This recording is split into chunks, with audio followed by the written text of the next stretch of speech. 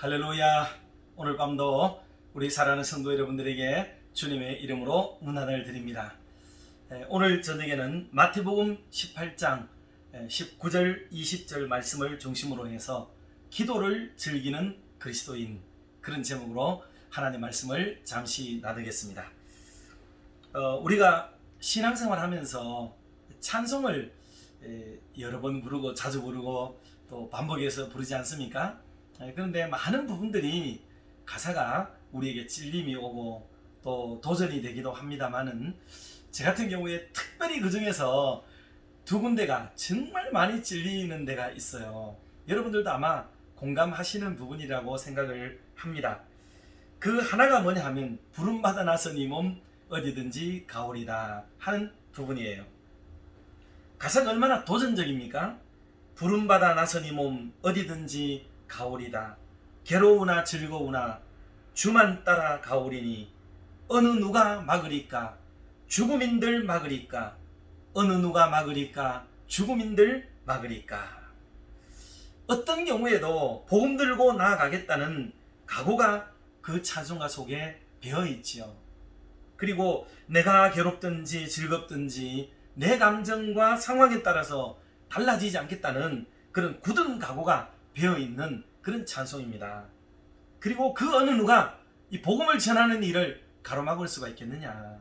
죽음조차라도 불쌍하고 우리는 그 일을 하고야 말겠다 하는 이런 각오를 가지고 부르는 찬송이 부름받아 나서니 몸이라고 볼 수가 있겠습니다. 이 찬송 부르면 마음이 많은 찔림이 오지요. 그런데 2절 가사는 더 도전적입니다. 2절 가사에 보면 아골골짝 빈 들에도 복음 들고 가오리다.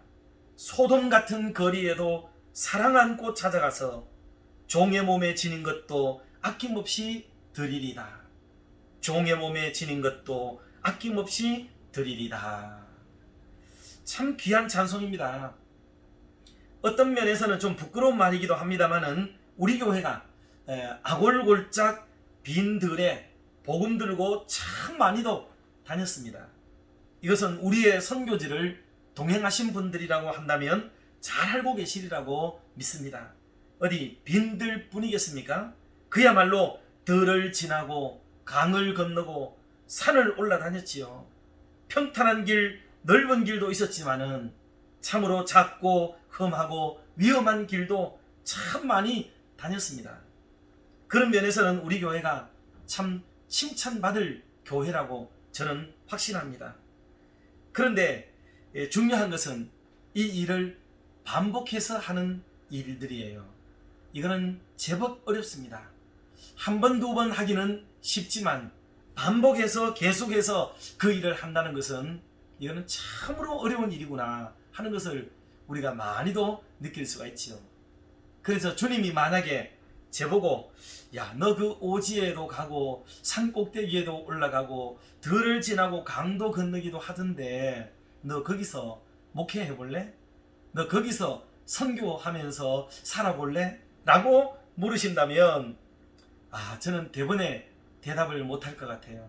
정말 많은 기도가 필요하고, 어쩌면 지금 당장의 말로는 주님 저 자신 없어요, 저 못해요 할 것 같은 그런 생각이 속에서 이렇게 많은 부분을 차지하고 있습니다. 물론 어떤 면에서는 아이고 기다렸습니다, 저 그렇게 하겠습니다 라는 이런 용기 있는 말을 하고 싶은 한쪽 구석에 마음도 적지는 않습니다. 그렇지만 그래도 이 일이 실제화되는 동안에는 참 고민이 많겠고 기도가 필요하겠구나 하는 그런 생각을 드리지 않을 수가 없습니다. 언젠가도 말씀드렸지만 여러분, 소록도를 한 번, 두 번 다녀오는 것은 그리 어려운 일은 아닙니다. 조금만 마음을 먹고 조금만 용기를 내면 소록도에 우리 나병 환우들이 계시는 그런 곳에 가서 예배도 드리고 또 교제도 하고 또 손도 잡고 또 같이 식사도 하고 하는 게 그래도 조금 용기 내면 괜찮다고 봅니다. 그런데 거기 가서 너 목회할래? 거기 가서 너 살아볼래? 라고 말한다면 주님 정말 자신 없어요, 그렇게 말하는 게 어쩌면 우리의 솔직한 마음이 아니겠는가 하는 생각이 듭니다. 여러분, 소돔 같은 거리에 사랑 안고 찾아간다니요. 여러분 소돔이 어떤 곳이었는지 잘 알고 계시지요? 거기는 하나님이 기뻐하지 않는 도시였습니다. 거기 창세기 13장 13절에 의하면 소돔 사람은 여호와 앞에 큰 죄인이었더라, 그렇게 말씀했습니다. 그 죄인들의 한복판에 그 한가운데에 들어가서 함께 그들과 더불어 지내고 그곳에 사랑 가지고 간다니 불과 유황으로 심판받았던 사람들의 땅 아니겠습니까? 그런 사람들의 한복판에 사랑 안고 찾아간다고요? 여러분 정말 우리가 이 글을 묵상해 본 적이 있으신지 모르겠어요. 우리는 작은 일도 잘 되지 않아요. 우리의 교우들 중에 범죄한 사람이 있거나 실수한 사람이 있거나 잘못한 사람이 있을 때 그들에게조차도 사랑을 안고 찾아가기가 그렇게 어려워서 우리는 참 힘들어 하는데 소돔 같은 땅에 사랑 안고 찾아간다. 정말 이게 저는 이 찬송 부를 때마다 너무나 많은 찔림과 부끄러움이 밀려오는 것을 경험할 수가 있습니다. 여러분 찬송가 가사가 그냥 지어진 것이 아니라는 것을 우리가 한번 다시 생각해 보면서 정말 이런 부끄러움, 찔림이 없는 그런 찬양의 생활을 좀 하고 그리고 일상과 신앙의 삶을 그렇게 살아야겠구나 하는 생각을 참 가져보게 됩니다. 오늘 이 찬송이 하나의 큰 찔림이 일어나는 찬송이라고 볼 수가 있겠고요. 두 번째로 찬송가 중에서 찔림이 있는 찬송이 하나 있는데 그게 바로 찬송가, 지금 이번에 바뀌어진 찬송가로는 364장입니다. 내 기도하는 그 시간 그때가 가장 즐겁다 하는 찬송이에요. 짐작하시겠지만 내 기도하는 그 시간 그때가 가장 즐겁다. 찬송은 얼마나 곡조가 감미롭고 여운이 남고 믿음의 마음을 갖게 만드는지 몰라요. 그런데 가사대로라면 내가 기도하는 그 시간이 가장 즐겁다 이렇게 불러야 되는 찬송인데 실제로 우리의 삶에서는 노래는 그렇게 부르지만 운율과 곡조는 그렇게 부르지만 기도 시간에는 사람들이 보이지 않는 거죠. 성도들이 없습니다. 우리는 정말 기도 시간을 즐거워하고 있는가 하는 것을 생각해 볼 때 정말 참 이게 마음에 찔리는 부분이 아닐 수가 없는 그런 찬송이라고 볼 수가 있겠습니다. 여러분 기도 시간이 즐겁습니까? 아니면 기도 시간이 괴롭습니까? 정말 우리의 신앙을 하나님이 기뻐하는 쪽으로 방향을 한번 쫙 바꿔서 하나님 기뻐하시는 쪽으로 우리가 선회를 하고 내가 기도하는 그 시간 좀 짧든지 길든지를 떠나서 우리가 그 시간을 정말 사모하고 사랑하고 행복해하고 즐거워할 수 있는, 그래서 신앙을 정말 한번 경험해 볼 수 있는 그런 저와 여러분의 믿음 생활이 될 수 있기를 주님의 이름으로 축원합니다. 어떻게 하면 기도 시간이 즐거워질까? 기도하지 않으면 모든 것이 더 힘들다고 느낄 수 있을까? 기도하지 않고 하는 일이 더 힘들다, 기도 없이 사는 것이 고통스럽다, 이렇게 여길 수 있는 우리의 믿음이 되면 얼마나 좋겠는가 하는 생각도 가져봅니다. 어떻게 하면 하루를 기도로 시작하고 정말 기도로 하루를 마무리할 수 있을까? 기도가 일상화되면 정말 우리의 삶에 두려움이 없어지고 염려가 없는 삶을 살게 될 텐데 우리는 진짜 기도함으로 인해서 내가 가진 염려와 근심과 불안과 초조를 없애고 살아가고 있는가? 기도조차도 막연하게 기다리는 그런 사람들이 아니라 이런 기도만큼은 이것은 양보할 수도 뺏길 수도 없는 거라는 것을 우리가 꼭 기억을 해야 되겠습니다.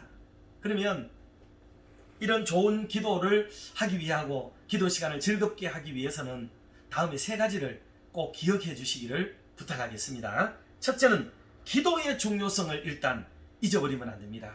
기도가 너무너무 중요한 것이다. 기도는 하나님과 나 사이의 대화라고도 합니다마는 기도가 그러니 단절이 되면 하나님과 나가 단절이 된다 하는 생각을 가져야겠고요. 기도하는 사람이 하나님을 알아요. 왜? 하나님과 많은 대화를 해보니까 하나님을 아는 거죠. 사람과 사람도 대화를 자주 하고 또 많이 하게 되면 어때요? 서로를 잘 알게 되고 가까워지게 되고 그 마음도 통하게 되고 그렇잖아요. 기도도 마찬가지예요. 기도 생활을 자주 하고 많이 하게 되고 깊이 하게 되면 하나님을 잘 알게 되고 하나님도 나를 더 잘 아시죠. 물론 하나님이야 뭐 원래부터 우리를 잘 알고 계시지만 그래도 인격적 하나님이시기 때문에 인격적 관계가 더 돈독해지는 그런 좋은 것은 분명히 있다고 보아야 하겠습니다. 기도에 우선순위를 두고 살아가는 것. 그래서 매사에 우리는 그 훈련을 하거든요. 교회 오면 잘합니다. 그래서 무슨 일을 시작하기 전에도 예배드리고 기도하고 시작하고 모임을 가져도 기도하고 무엇을 출발할 때도 기도하고 마무리할 때도 기도하고 다 그걸 통해서 우리가 훈련하는 게 뭐예요? 기도 자체도 배우지만은 기도 그 내용도 중요하지만은 기도라는 게 우리의 신앙생활 속에서 기도가 차지하는 비중과 위치가 어딘가를 우리에게 가르쳐주는 신앙훈련이 바로 그거거든요. 식사하기 전에 기도하고 학교 가기 전에 기도하고 갔다 와서 기도하고 일어나서 기도하고 또 하루를 마감할 때 기도하고 이게 무슨 뜻이겠습니까? 그거는 우리의 삶의 현장 속에 기도가 차지하는 비중과 기도가 차지하고 있는 위치가 어딘지를 우리에게 가르쳐주는 훈련이에요. 그 기도의 내용이 진짜로 뭐 어떤 역할을 하는 것도 물론 중요하지만 더 선행되는 게 뭐냐 하면 그것을 통해서 기도가 내 삶에서 차지하는 위치, 그 비중이 얼마만큼 되는가를 내 삶의 신앙을 통해서 알 수가 있는 거죠. 운전하는 분들은 차에 올라가면 먼저 기도하잖아요. 기도하고 참 안전운행 마치고 간단하게라도 하나님 감사합니다 하고 이렇게 하나님을 기억하고 오르고 내릴 수 있는 것, 여러분 이게 얼마나 귀한 일이었어요. 이게 기도가 일상화된다는 것, 이게 참 중요한 일입니다. 그거는 바로 하나님을 늘 의식하고 살아가는 아주 중요한 신앙을 갖게 만드는 원인이 됩니다. 그래서 기도 훈련을 자꾸 할 때에 하나님과 가까워지는 아름다운 결과가 있게 된다 하는 거죠. 여러분 기도는 하나님을 움직이지 않습니까? 이런 말 들어보셨죠? 기도하는 한 사람이 기도 없는 한 민족보다 강하다 하는 이런 말을 우린 들어보지 않습니까? 우리 대구 칠곡중앙교회가 오늘 이만큼 성장하고 이만큼 역사를 간직하고 오늘 여기까지 이르게 된 것 하나님의 은혜입니다. 그런데 사실은 우리가 알지 못하는 사이에 어느 누군가가 새벽 제단에 금요 기도회에 남 모르는 시간에 교회 와서 지하실에서 여러분 눈물로 기도하는 성도들이 대대로 있었다는 것을 결코 잊지 마시기를 바랍니다.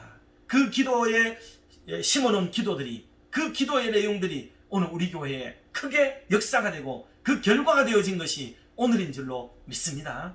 그러니 이제 우리는 우리 다음 세대들을 위해서 진짜 심어야 될 것 있는데 그거는 물질도 중요하지만 기도를 심어야 됩니다. 기도를.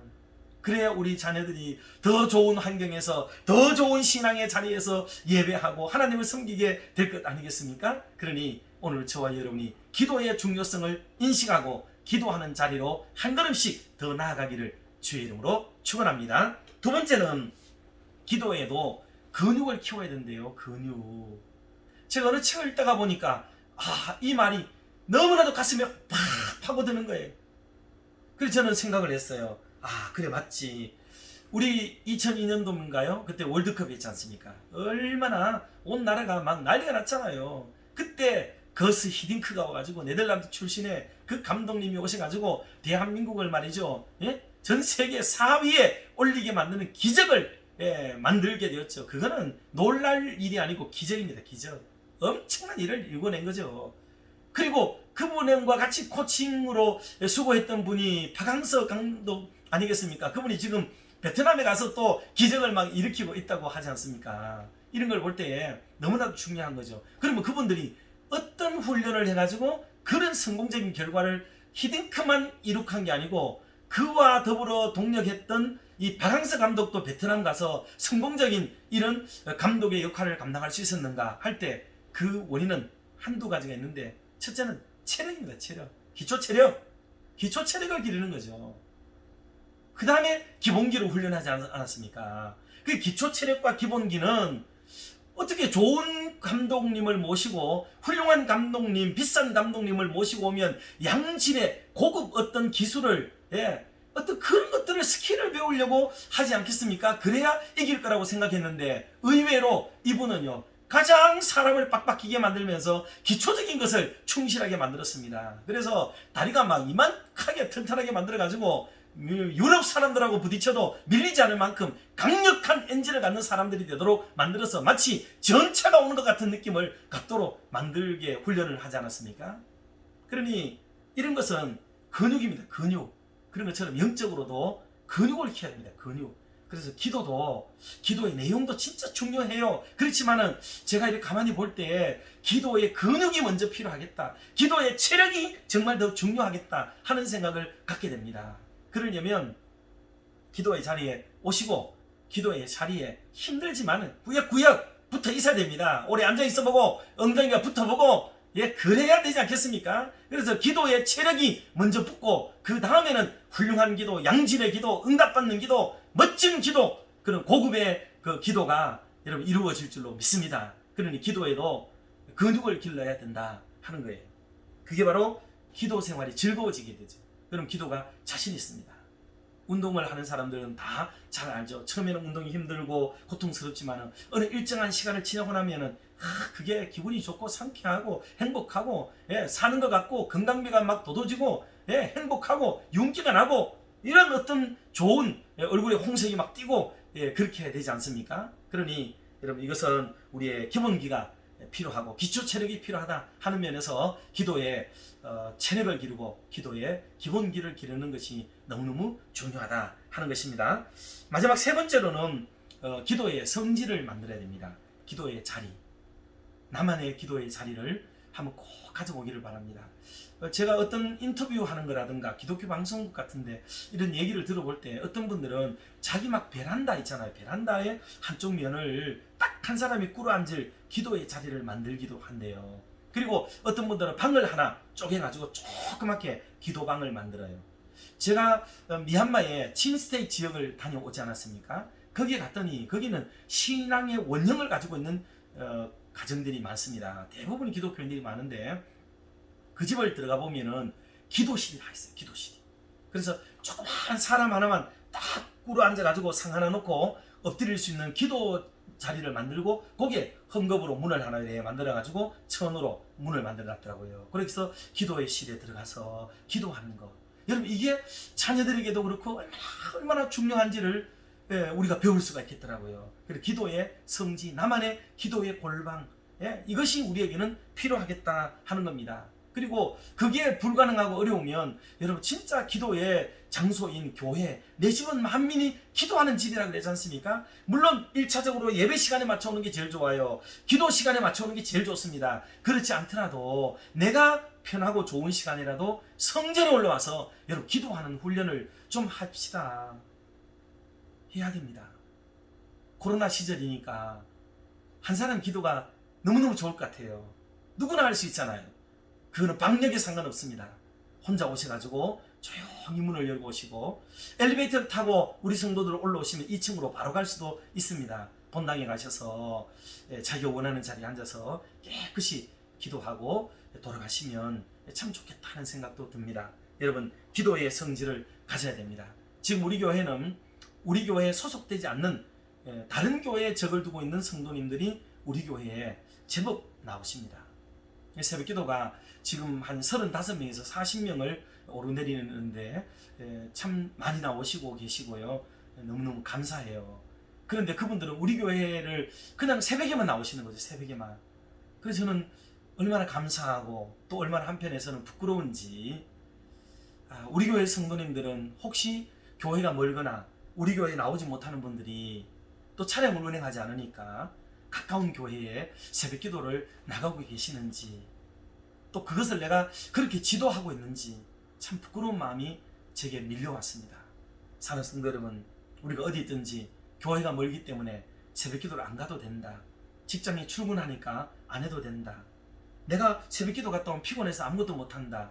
이런 걸로 핑계를 삼기에는 이제 우리가 그렇게 해서는 안 될 것 같아요. 좀 마음을 모으시고 하나님의 전을 지키고 기도의 자리로 나오고 기도의 근력을 기르고 한 주일에 한 번이라도 노력을 하고 연습을 하는 이런 신앙의 자세가 진짜 하나님 기뻐하는 자세이지 태무심하게 내가 받은 직분에 상관도 없이 여러분 이런 것을 내팽개치고 나와는 상관이 없는 것처럼 여기고 믿음 생활하는 것 이거 바람직하지 않습니다. 또 하나님 기뻐하지 않으세요.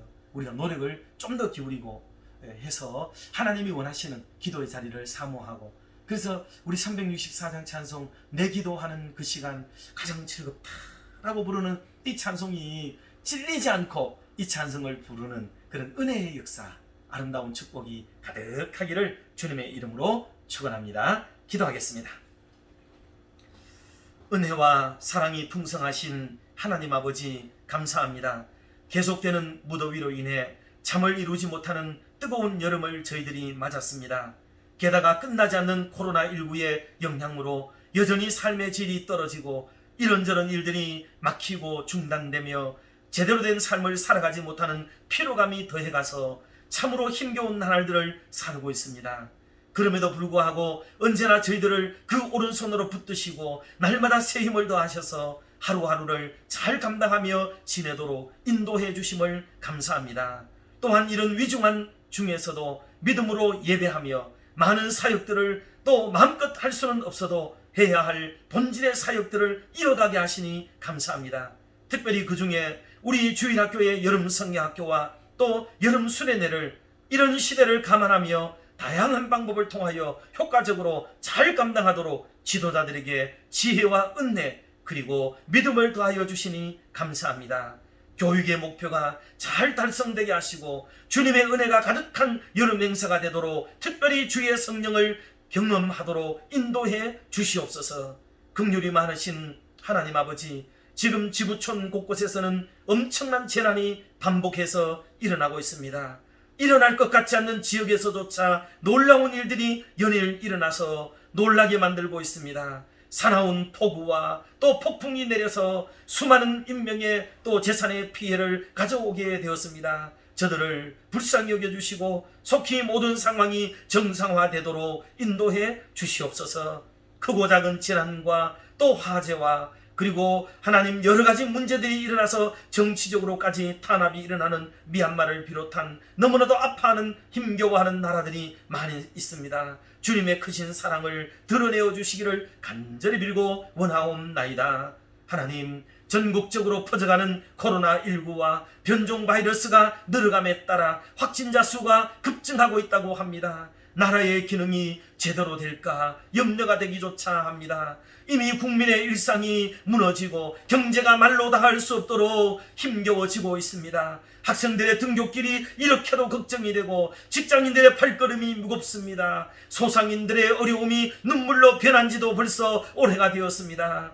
이젠 해외 파병 군대조차 방역에 무너지며 가슴 치며 귀국길에 올랐다고 합니다. 예배당에 올라와서 예배드리는 일을 마치 감염의 온상이 되듯 말하는 이들의 눈앞에 하나님, 참되신 하나님, 올바르신 진실을 깨닫는 그들에게 그 마음들을 허락하여 주셔서 이런 위기 때에 더욱 오히려 하나님을 찾는 그 믿음을 이 민족 가운데 허락하여 주셔서 이 국가적 재난, 세계적 재난을 이겨내도록 은혜 베풀어 주시옵소서. 다음 세대들 못지않게 중요한 우리 어르신들 모두에게 건강을 주시고 이 엄중한 시기에 안전하게 보호하여 주시옵소서. 오늘 밤도 우리 대구 칠곡중앙교회에 속한 모든 믿음의 권속들을 일일이 사랑하여 주시고 또 함께 하여 주셔서 있는 곳곳마다 승리의 밤이 되도록 역사하여 주시옵소서. 이 모든 말씀을 주 예수 그리스도의 이름으로 기도드리옵나이다. 아멘. 사랑하고 축복합니다. 편안한 밤 되세요.